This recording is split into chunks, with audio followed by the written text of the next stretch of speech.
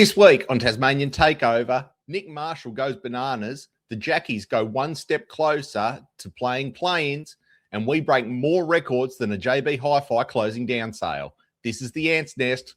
March on, Jackies.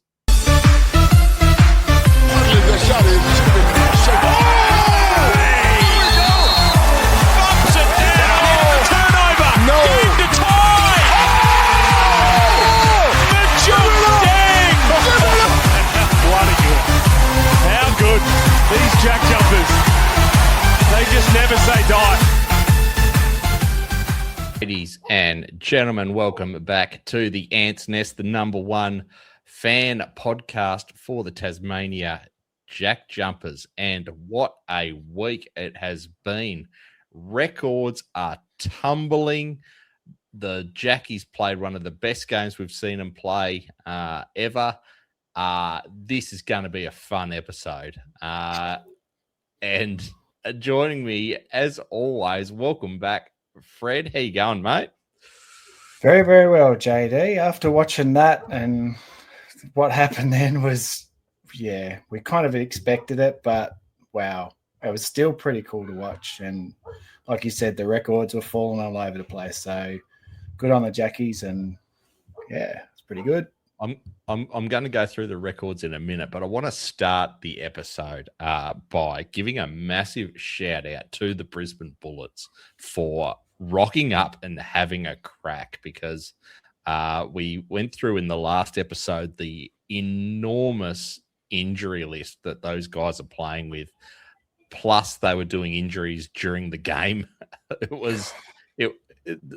They are absolutely crippled. There's absolutely nothing that club that can do to be competitive, but they rocked up and they had a crack, and it was an entertaining game, regardless of the scoreline. Let's get into it now. I want to have a chat about all the records that we broke. We had our highest ever quarter time score, 33 points, our highest ever total score, 114 points. It was our biggest ever win, 44 points. Nick Marshall, who we are going to talk about in depth later, don't you worry, highest ever score with 31 points. And Jacob Richards hit his highest score in the NBL with 6.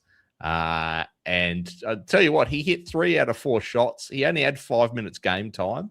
And I always love it when we see Jacob Richards, because he just looks like he belongs at the level. Mate, what did you take from all these records falling?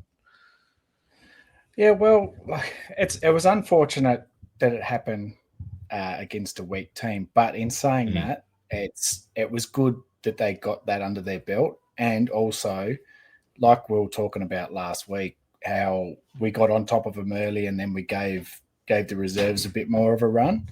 I think most of them only played 25 minutes, to the exception of Nick Marshall, so he could chase his 30 points, which is a big congratulations, Nick Marshall, the air marshal, the floor marshal, the window marshal, whatever you want to call him. Oliver Marshall. Yeah, Oliver. I forgot about the Marshall batteries. No, we're not sponsored by them, so we're not saying it again. Anyway, yeah, and like I said, I did want to see him do really well, and we got the game, mate. He just couldn't miss. It's like playing NBA 2K26, just green light and everything. Green. It was amazing, and good on him. Honestly, we'll go through the numbers in a minute, but it was like we were shooting at hula hoops for large portions of the match. It was absolutely crazy how. And I don't know if that was because there was a bit of a lack of pressure on the ball carrier. It looked competitive watching the game, but they were just going in, and it was so good to watch. If you are listening at home, you may notice that Fred is sounding absolutely crystal clear in this episode. He's managed to work out the gremlins of the new microphone, and it is sounding Mickey Mouse.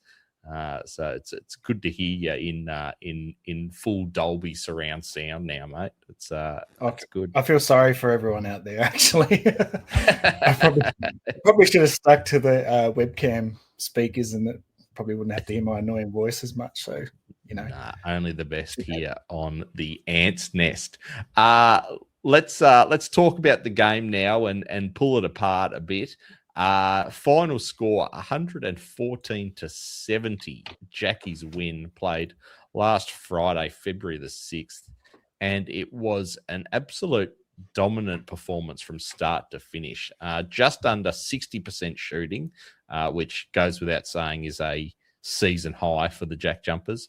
We had 30 assists on the 43 made shots, which just goes to show we were shooting the ball around and passing and making sure that our players were in good spots.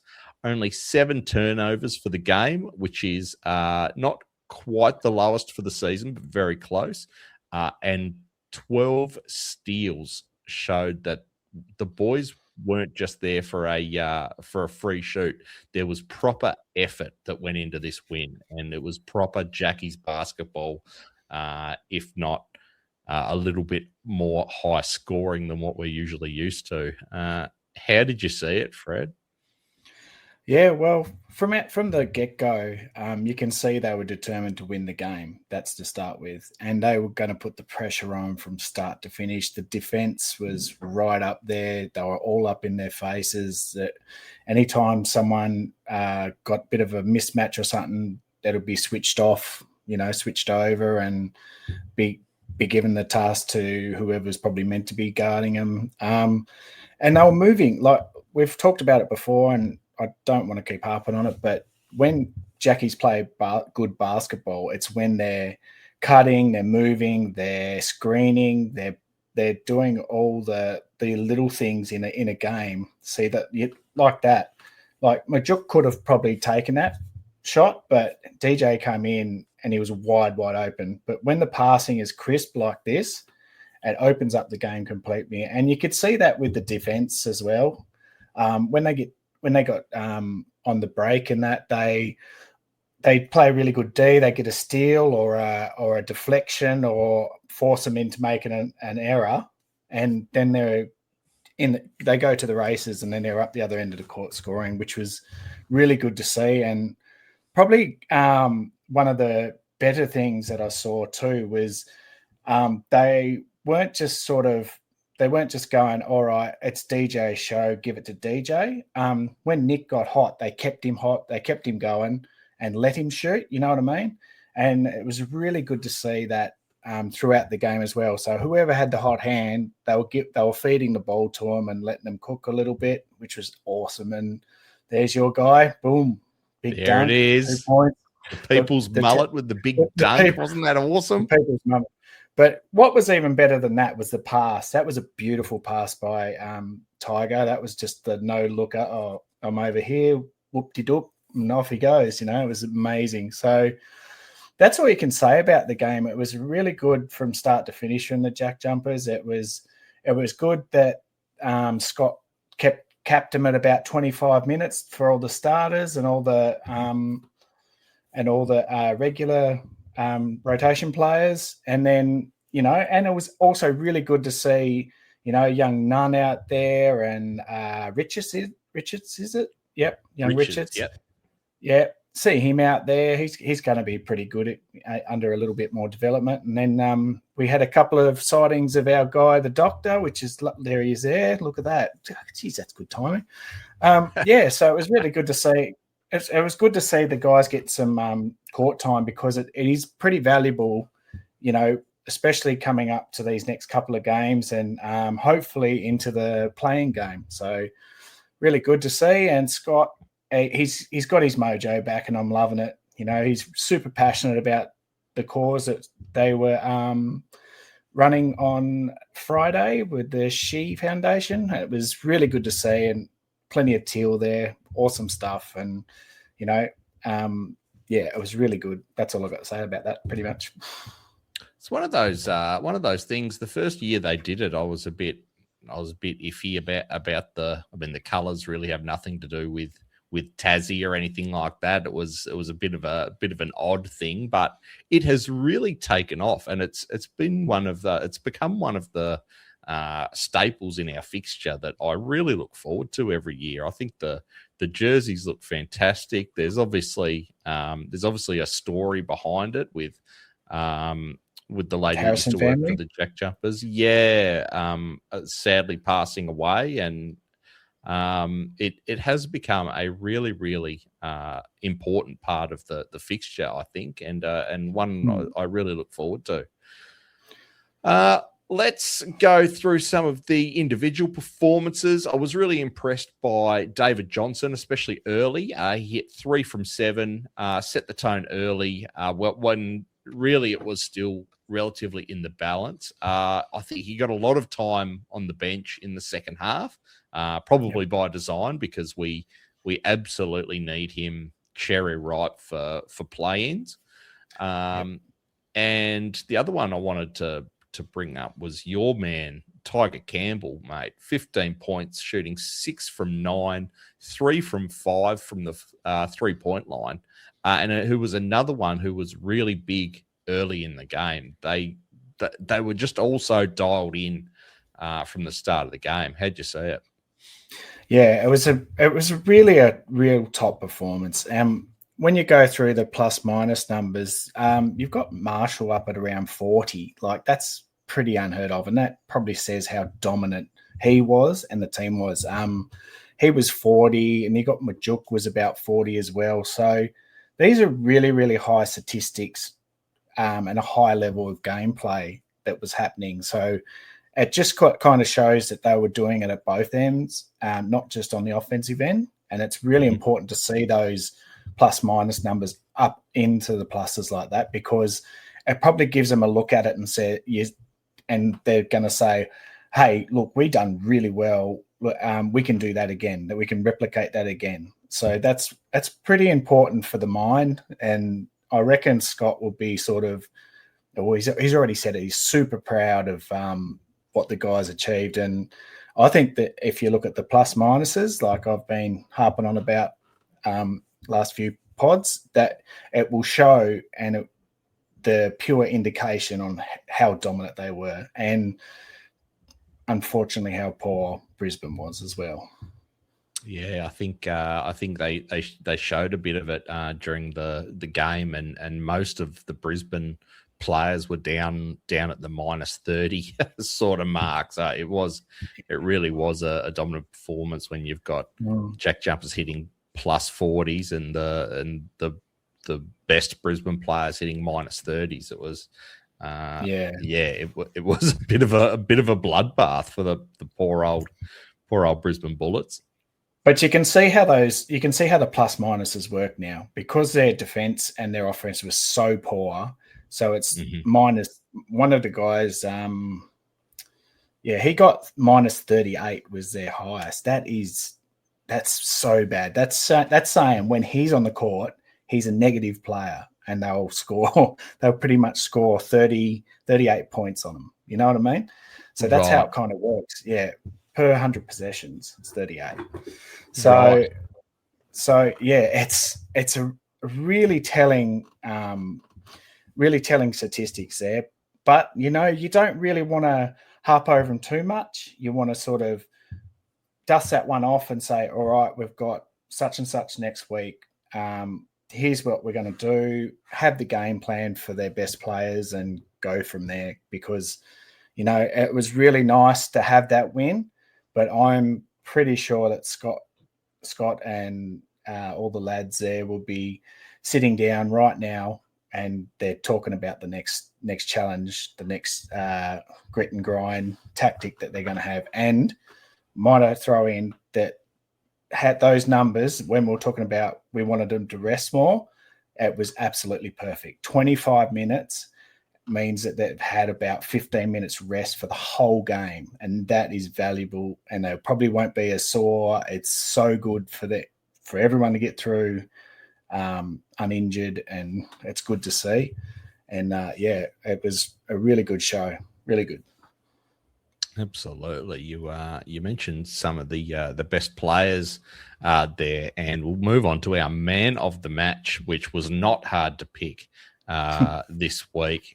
It was, of course, my man, Nick the Air court, Marshall, he put in as dominant a Jack Jumper performance as we have ever seen. 31 points, shooting 12 from 13, which goes without saying is absolutely elite. 7 from 8 at the 3-point line, which is what's the next level up from elite? That's ridiculous scoring. God level. God level. Absolutely. He just pulled out, and we called it out in the episode, in the preview for this match. We hoped that the chains were taken off Nick Marshall, so he could prove to the league that he's not just a tagger, he's not just a cotton stopper, and he is able to score under his own steam. And didn't he show us what he could do? He was absolutely unbelievable. Some of these shots, just awesome. Yeah.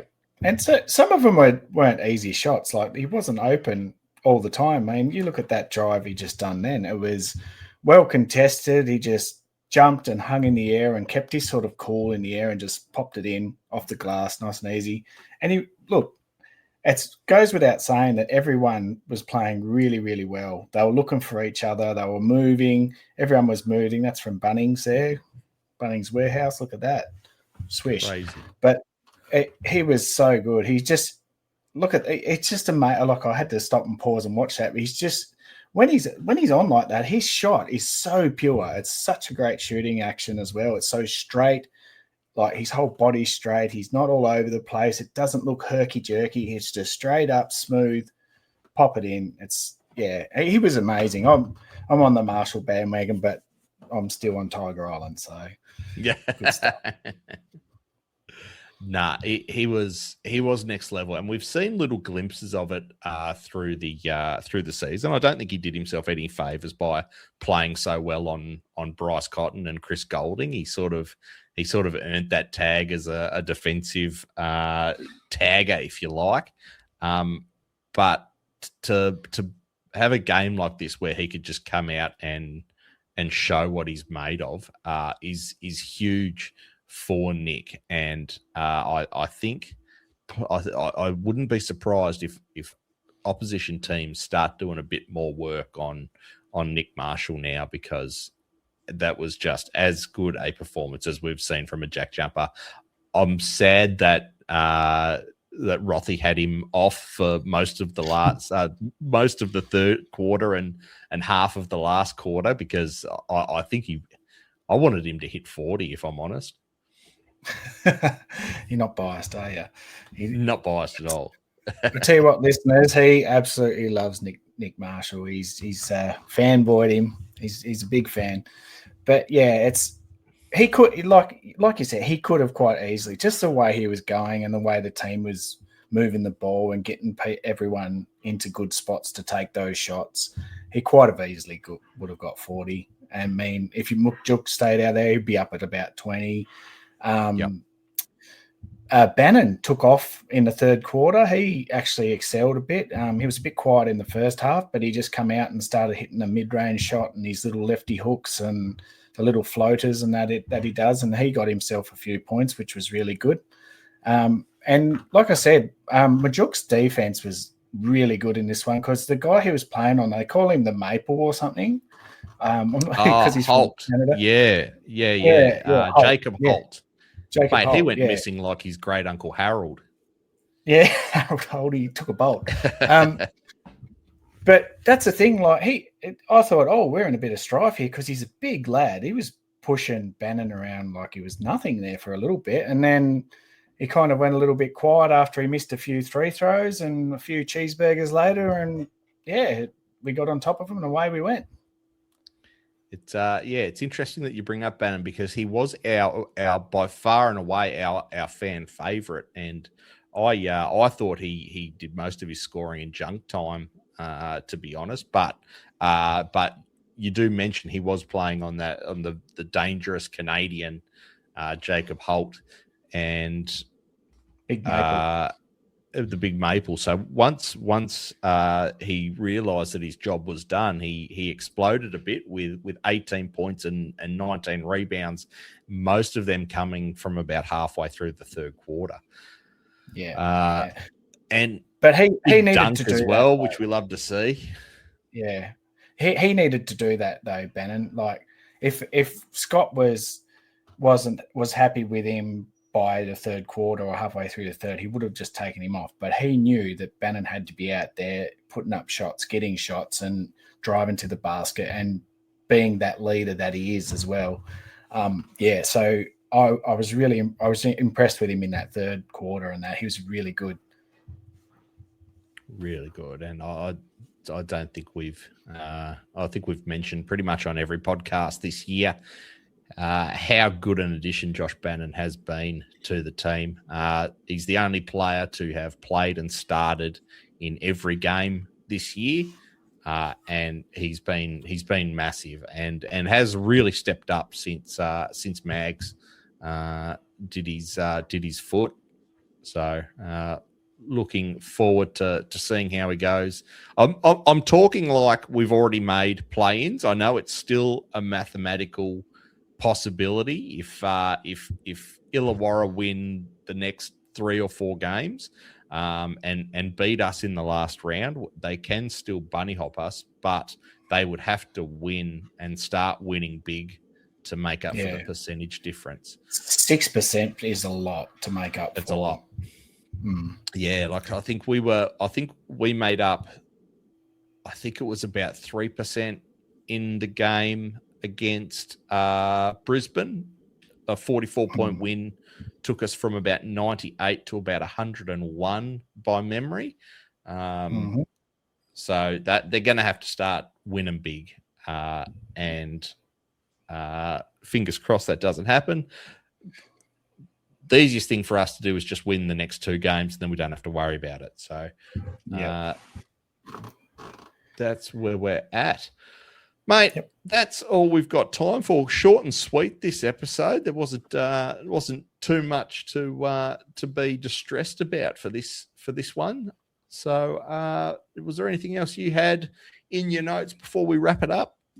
Yeah, at the end of the game, in the huddle, I was obviously watching the telecast. They were in there and they were in their huddle, and I noticed that the doctor was in there talking to him in a very stern way, like he was talking to him, probably tell him to keep calm. It was a good win, all that sort of thing. But I think that was pretty valuable, just seeing the doctor do that. So we'll see what happens next game, and we'll go from there, shall we? Yeah, we've got a big game coming up against Southeast Melbourne. So very timely for the doctor, Anthony Drimmick, to tell the players to keep the lid on it, because they are in a red-hot vein of form. I think they knocked off the Sydney Kings today, and they're going to be a big challenge. But we have kind of been their bogey team this year, and it's always been very, very close. So it's going to take a big effort, and you can join us later this week for our preview show against Southeast Melbourne. Look, if you've made it this far, please give us a subscribe. We've just gone past the 50 subscriber mark. We'd love to get to 100. So keep on liking, subscribing. It all helps.